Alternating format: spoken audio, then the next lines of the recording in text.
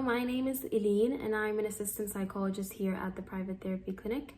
Today I want to talk about mindfulness as well as social anxiety and just get into how living mindfully can really improve the life of someone who's dealing with social anxiety. So what is mindfulness? Mindfulness means that you're aware of what's going on around you, but most importantly, what's going on within you. Most often we fail to realize how noisy it can get in our heads, and we fail to realize that we're tormenting ourselves with this negative self-chatter. So if you're not mindful and aware of the self-narrative that you tell yourself, you're gonna find yourself getting really carried away with overwhelming emotions that are resulting from these thoughts. So research into mindfulness has found that mindfulness can be really helpful in improving symptoms of anxiety, stress, depression, and just any overwhelming emotion. You know, mindfulness is a skill that helps you see yourself as separate from these thoughts instead of fully identifying with them. And this creates a sense of space that detaches you from this negative self-chatter as you become more aware and in control of these thoughts. Now, with this increased self-awareness, people find the inner strength to let these negative thoughts rise and then just pass through them.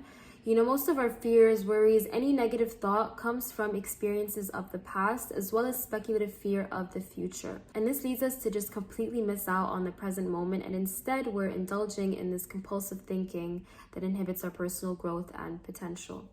So instead of fueling these self-negative thoughts with energy and attention, mindfulness makes it easier to shift your attention back to the present moment. And when you're mindful of the present moment, you can open your mind to new possibilities and perceptions that you couldn't see before. You know, a calm and still mind means that you're awake, and this allows you to be fully present with yourself as well as with your surroundings. And with mindfulness, as you improve this relationship with yourself and get to know yourself on a deeper level, this will help give you insight into unhealthy behavioral patterns and choices that are a result of these past experiences. So now that I've explained what mindfulness is, I want to get into social anxiety, explain social anxiety and how it can manifest in someone's life, and then see how living mindfully can really improve social anxiety. So if you experience social anxiety, you've probably heard people say, you know, we are social creatures. Chances are you've thought something along the lines of, I'm definitely not.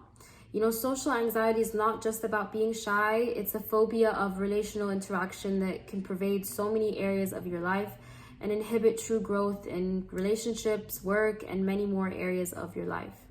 You know, this anxious feeling can be particularly strong in group interactions, public speaking, and most situations where one feels like they have to perform in front of others. While it is natural for any human to experience a certain level of anxiety or a heightened awareness in these social scenarios, those with social anxiety can find themselves just completely avoiding social interactions at the expense of their goals, dreams, and desires. Now, there's nothing inherently wrong with feeling nervous or anxious. It's a human trait that we all share, but it only becomes a problem when we're not aware of its presence and we're simply just reacting out of fear, out of our learned responses. So mindfulness allows us to respond instead of react. And so what's the difference? A reaction happens automatically. It's usually driven out of impulse, craving, or aversion. However, a response begins with an awareness of the situation, and it's characterized by a feeling that one has a choice in the behavior or thought that they choose to invest in. So imagine you're asked to speak about something in front of a group of people, or you're invited to a social gathering by a friend. First, only notice what's going on in the body. Do you feel warm? Do you feel like running away?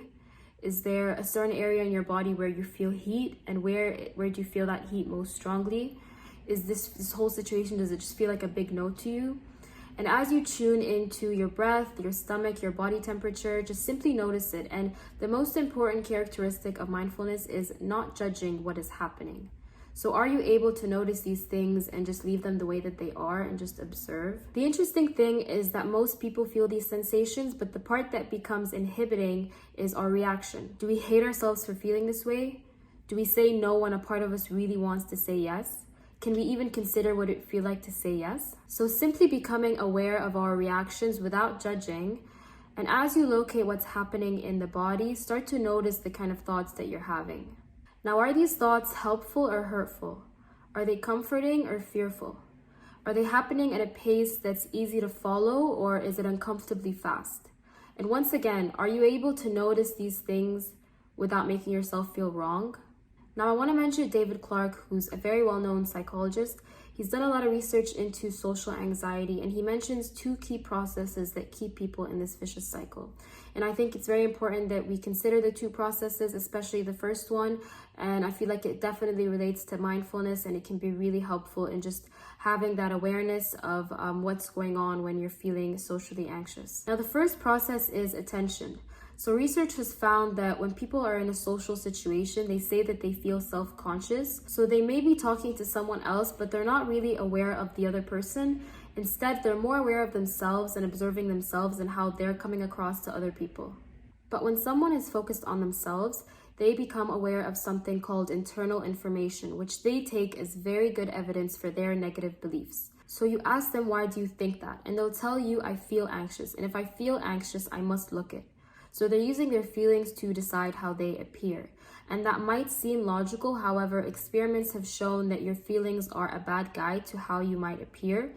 In general, the more anxious we feel, the more we overestimate how we look. So the second process I want to mention is mental imagery. So when people are anxious, they have this image that pops into their head as though there's like a video camera in the corner of the room that's staring at them, and they're looking at themselves from the perspective of that camera. But that's not really how they look. So these are the 2 key processes that David Clark mentions that keep people in this vicious cycle of social anxiety. And so he offers this exercise called attention training, which I think is very similar to mindfulness. So if I could get you to have a conversation with a stranger, and instead of focusing on yourself, I want you to shift that attention towards the other person. Analyze how they're talking. Analyze how they look. Just analyze the other person and have a genuine curiosity for the other person. And once you can kind of shift that awareness, you can put yourself in the present moment, and you're not caught up in your head with this compulsive thinking. And instead, you're in the present moment and you're focusing on somebody else. And I can assure you that once you shift that attention towards something external, you're going to feel much less anxious, because the more you're focusing on yourself, the more you're making yourself anxious. Now, to finish off, I also just want to give you guys a couple of mindful steps. These are kind of just going to summarize what I've already said, but I want to put them down in steps. So once you're in some kind of social situation, you can apply these steps. So the first step would be become objectively aware of your bodily reactions without judgment. So I want you to be able to say, I can be aware of what's going on in my body without judging it. So now that you're aware of the body and the mind, I think self-compassion is also really important. So the third step would be to explore a more natural and kind stance towards your own suffering. And by this, you can say, I am able to grow my self-compassion and extend myself a kind word as I evaluate the choice that I would like to make in this scenario. So that's all really. I hope that you can practice those steps and apply them into any kind of social interaction that you're in. As well as the attention training. I think that could be very, very beneficial in shifting that attention.